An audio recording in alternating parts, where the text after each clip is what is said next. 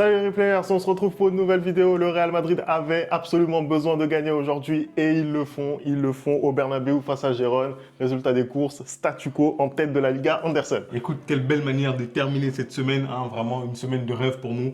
On fait bien les choses en Ligue des Champions, on fait bien les choses en Liga, surtout qu'on avait l'obligation de gagner, comme tu viens de le dire Femi, après que le Barça et l'Atlético aient fait le taf, le Real devait faire le taf et ils ont fait le taf.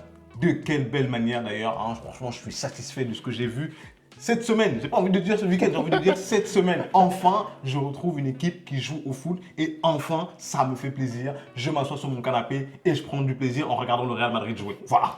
On va en parler tout de suite. On n'oublie pas de liker, on n'oublie pas de s'abonner, vous connaissez déjà. Et puis c'est parti, générique, allez.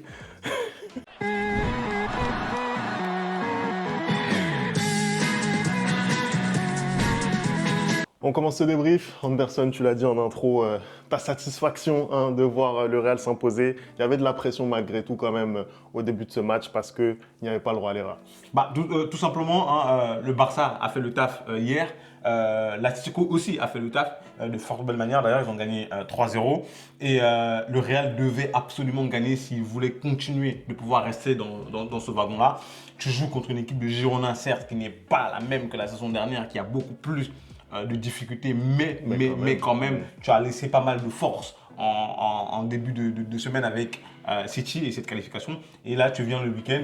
En plus, quand on regarde la compo du début de match, on se rend compte que finalement, Ancelotti, depuis quelques temps, commence à faire tourner. Hein, donc on est satisfait. On revoit notamment le retour de David Alaba au sein de cette défense centrale qui nous fait, pour le coup, plaisir parce que voilà, on a besoin de renfort dans ce secteur-là. On voit aussi l'apparition dans le 11 de l'éternel Luka Modric qui ne veut pas vieillir, comme Stan dit, il ne veut pas faire son jubilé. Là, il y a Djibril Cissé qui fait son jubilé, mais Modric, il ne veut pas. À 39 ans, il ne veut pas jubiler. Voilà, donc ça fait plaisir. Et aussi l'intégration, bien évidemment, dans le 11 de Brahim Diaz suite à la suspension de Jude Bellingham qui était dans les tribunes avec...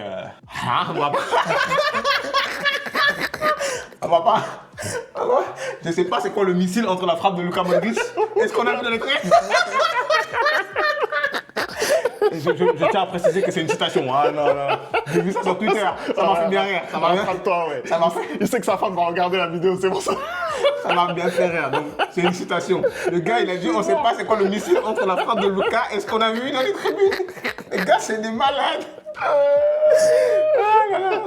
Bref, donc Brahim Diaz qui intègre ce 11-là. Je suis assez content de voir que Ancelotti fait tourner et ça a marché, Femi, parce que moi j'ai vu un Real tout au long du match dominateur, j'ai vu un Real avoir le ballon et surtout que j'ai vu un peu ce que Ancelotti disait, à savoir que maintenant on a différents mécanismes d'attaque, c'est-à-dire qu'on a à la fois les attaques placées, on a à la fois les longs ballons dans la profondeur, on a à la fois du jeu en transition. Ça me fait plaisir, je vois que absolument tous mes joueurs sont en forme, même si dans cette première mi-temps-là, ce qui a pêché à chaque fois, c'est le dernier geste.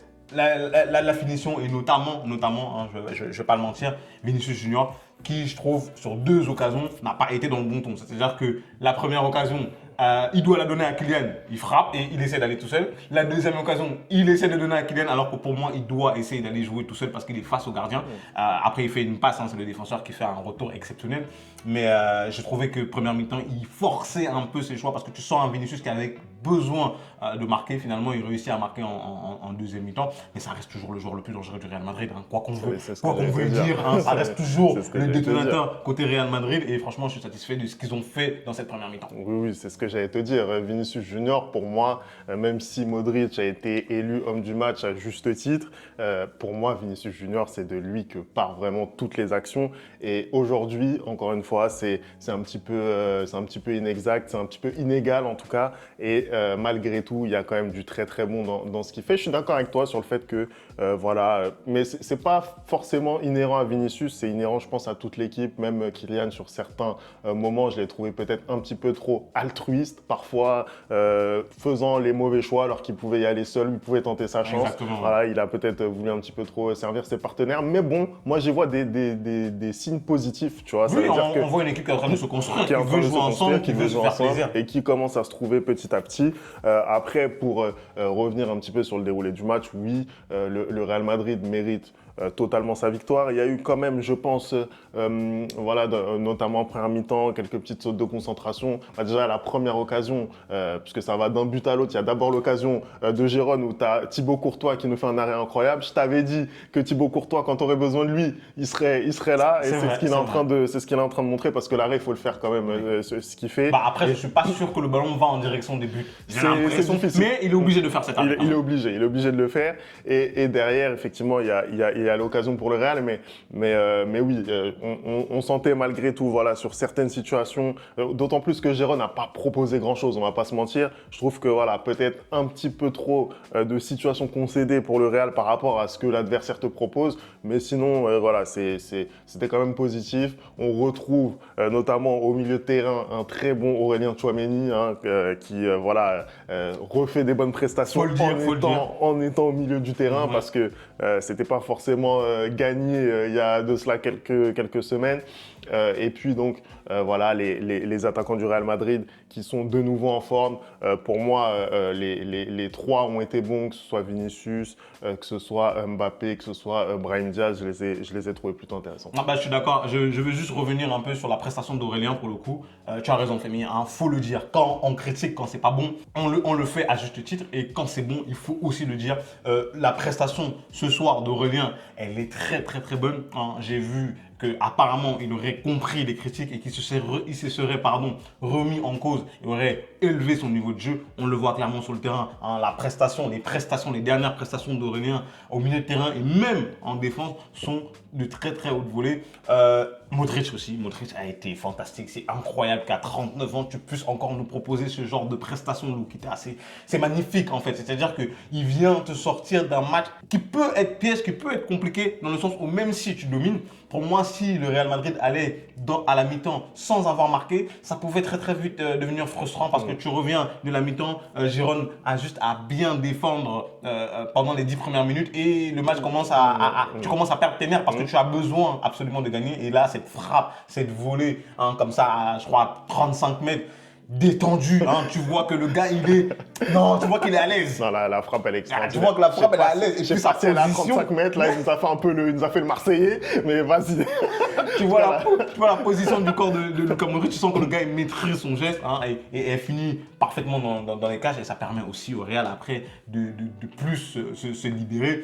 Les trois devant, comme tu l'as dit, je pense qu'à des moments ils ont un peu été trop altruistes, mais moi je préfère voir ça justement que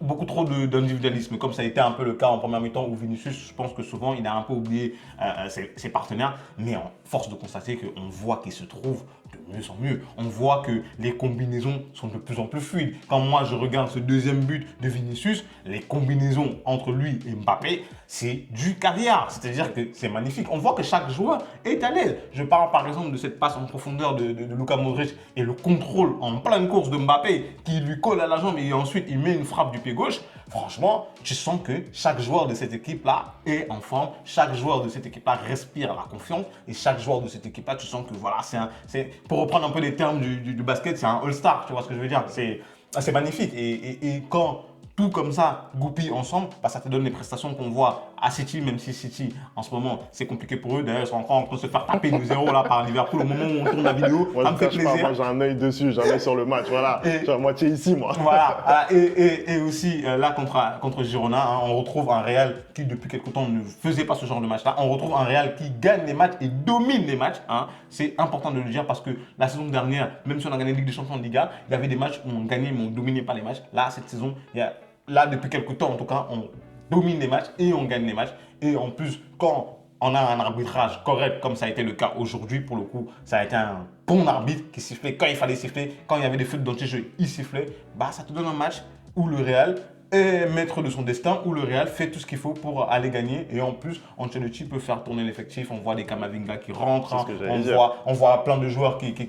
Ça fait plaisir, en fait. Ça fait plaisir. Tu vois que finalement, en fait, il ne fait pas les changements parce qu'il ne peut pas faire les changements, mais parce que il n'est pas à l'aise, en fait. Et quand il est à l'aise, tu vois qu'il fait des changements rapidement quand même. Ouais, non, je suis assez d'accord. Au final, là, on sent que déjà, dès le début du match, il fait quand même certains choix, même si voilà, l'absence de Bellingham, à cause de la suspension, le contraint aussi à faire, par exemple, entrer dans cette équipe un Brahim Diaz. Mais c'est vrai que voilà, il fait des choix, il décide de lancer Alaba, typiquement en qualité de titulaire. Ça, c'était important aussi de le faire. Lucas Vazquez fait son retour sur le côté droit. Donc, voilà, il fait quand même certains choix, il décide quand même de faire un peu plus confiance, de concerner un peu plus son effectif. C'était important, tu t'en étais plaint. Enfin, ça dépend de qui, parce que typiquement, un Arda Güler, je trouve que depuis quelques matchs, il ne joue plus trop. Hein. Bah, je ne sais pas s'il aura l'occasion de jouer hein. en coupe, en fait. Pour moi, c'est comme un Hendrick. Un Hendrick qui rentre à la fin, pour moi, il mérite d'avoir plus de temps de jeu.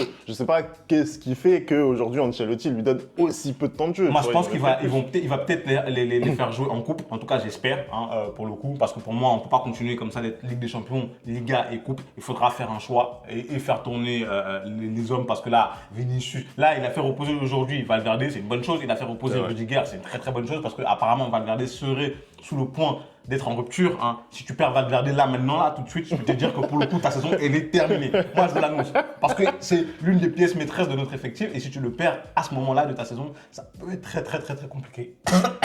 T'étouffe pas, mec, ça va aller.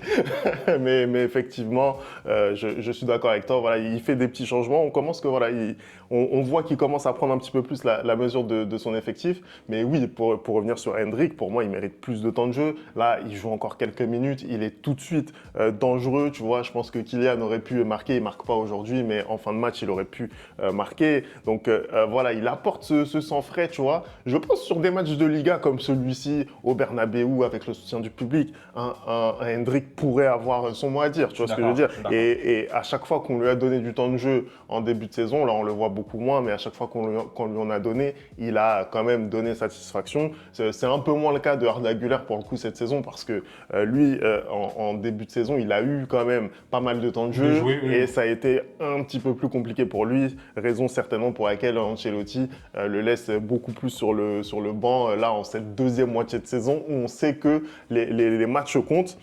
Anderson, moi je voulais revenir un petit peu avec toi sur la situation en tête de la Liga parce que effectivement ça continue. On est bientôt à la fin, je crois qu'il reste 14 matchs si je ne me trompe pas. Et effectivement, 13 matchs, pardon, et on a un point qui sépare 3 équipes. Qu'est-ce que ça t'inspire? Bah écoute, ça fait plaisir de voir une Liga qui est disputée. Hein. Ça fait plaisir de voir 3 équipes comme ça qui se tiennent à un point. Je pense que ce sera encore meilleur si on n'avait pas eu tous les problèmes qu'on a depuis le début de la saison avec l'arbitrage. Et quand je dis l'arbitrage, je parle bien évidemment du Real Madrid, du Barça et de l'Atlético parce que pour moi, les 3 équipes ont été à un moment donné avantagées ou lésées par l'arbitrage. Donc voilà, je pense qu'on pourrait peut-être avoir une course un peu plus équitable encore quand on voit que hier, par exemple, il y a un penalty qui n'est pas concédé par l'Atlético Madrid alors qu'il y a une main claire, nette et évidente. Hein, on comprend vraiment plus c'est quoi les règles. Mais je suis content de savoir qu'il va y avoir une bataille jusqu'à la fin, surtout que quand on sait qu'il va y avoir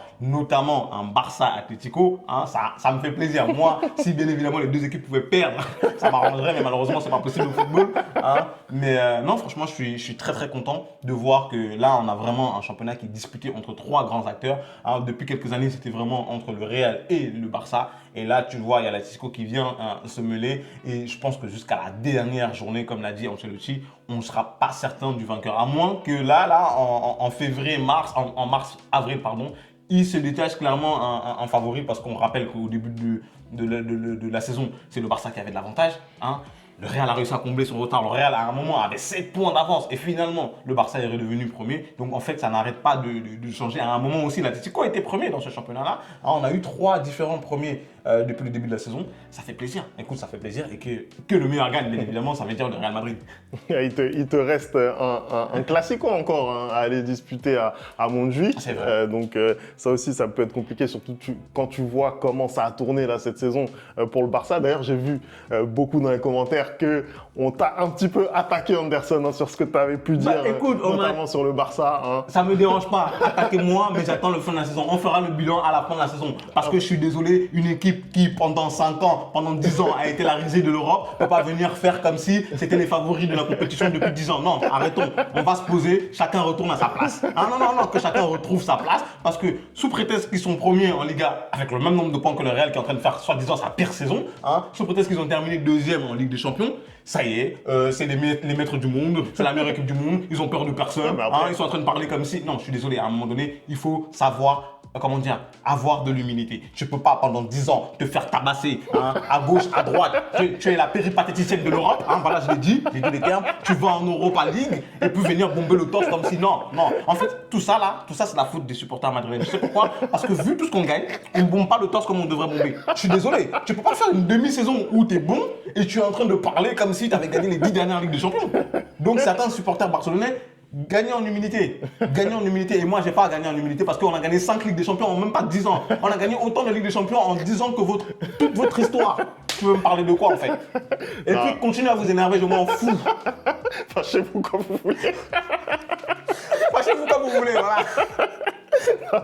Non, après, c'est vrai que la première moitié de saison du Barça, elle est très bonne. Mais bien sûr. Et c'est vrai que J'ai jamais nié. l'argument de dire que le Barça a gagné ses principaux grands matchs en première moitié de saison, bah, c'est la réalité. Il y a peut-être cette défaite contre l'Atlético qui fait un petit peu tâche, mais pour le reste, voilà, ils ont battu le Bayern, ils ont battu Le Real à le deux Real reprises. Et à je deux le dis reprises, d'ailleurs, avant même de façon- commencer à faire mon truc, j'ai dit qu'ils avaient battu le Real, mais c'est un Real Madrid très très faible. Et- Comme ils ont battu le Bayern, qui est un Bayern très très faible. Je suis désolé. Et après aussi, on a le droit de dire et de constater que le Barça, peut-être que ça va un petit peu moins bien qu'en début de saison. Moi, je suis désolé, j'ai vu la Presta contre Las Palmas. Las Palmas. Voilà, en première mi-temps, c'est léger. Je suis désolé, c'est très léger, tu vois. Si t'as pas un Dani Olmo qui vient sauver Voilà. les meubles, un Dani Olmo qui a été C'est inscrit ça. après le temps imparti, parce qu'on veut parler, Dani Olmo qui ne devrait même pas jouer normalement de base, qui ne devrait pas jouer si on suivait les règles de la Liga. Mais en tout cas, voilà, ça va être intéressant de voir ce Barça-là, à la fois en Liga et en Ligue des Champions, comment ils peuvent gérer sur les deux tableaux, aussi bien que le Real. D'ailleurs, ça va être intéressant à voir. Merci d'avoir regardé cette vidéo. On n'oublie pas les bonnes habitudes, @le replay foot. Et on se retrouve très très vite pour une nouvelle vidéo. Ciao!